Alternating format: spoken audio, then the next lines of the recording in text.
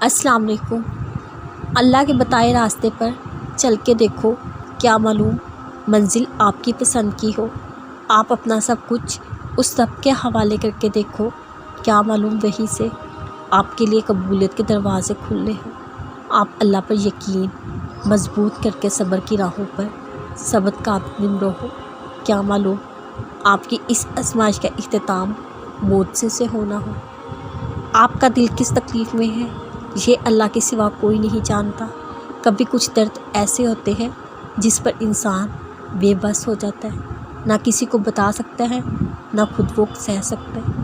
لیکن تکلیف کی اسی تڑپ میں جب اس درد کی کمی کے لیے آپ اپنے رب کو پکارتے ہیں، وہ لبیک کہتا ہے، آپ کے دل کو سکون کی وادیوں میں لے چلتا ہے۔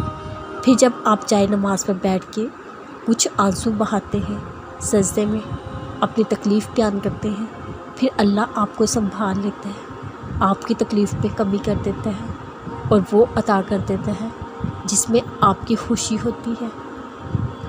لوگوں کے سامنے آنسو مت بہایا کریں، لوگ زخموں پہ نمک چھڑکتے ہیں، ان کے لیے آپ کے آنکھوں سے نکلے آنسو صرف پانی ہوتے ہیں جن کی قدر دکھ کا اندازہ نہیں ہو سکتا۔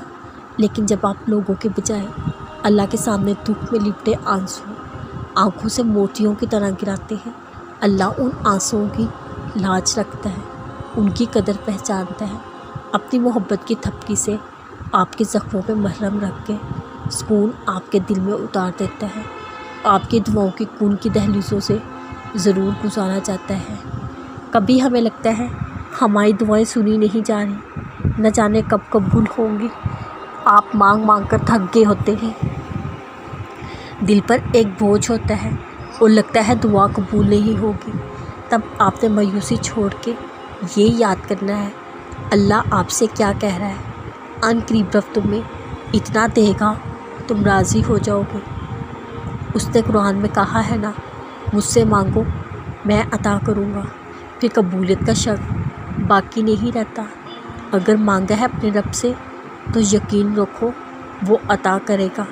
آپ بس صبر کے ساتھ توکل کو مضبوط کرو، کن فرما کے آپ کے دل کو مطمئن کر دیا جائے گا۔ وہ نہ امیدیں توڑتا ہے، نہ تمہارا مانگنا رد کرتا ہے۔ وہ تو ہے ہی اتنا مہربان، وہ بس عطا کرتا ہے۔ سکون چاہیے خود کو تہجد کی دہلیز پہ لے آؤ، اپنی دعاؤں کی پوٹلی لیے تہجد کی قطار میں آؤ، سجدے میں سر رکھو، دل کو اس کے نور سے منور کرو۔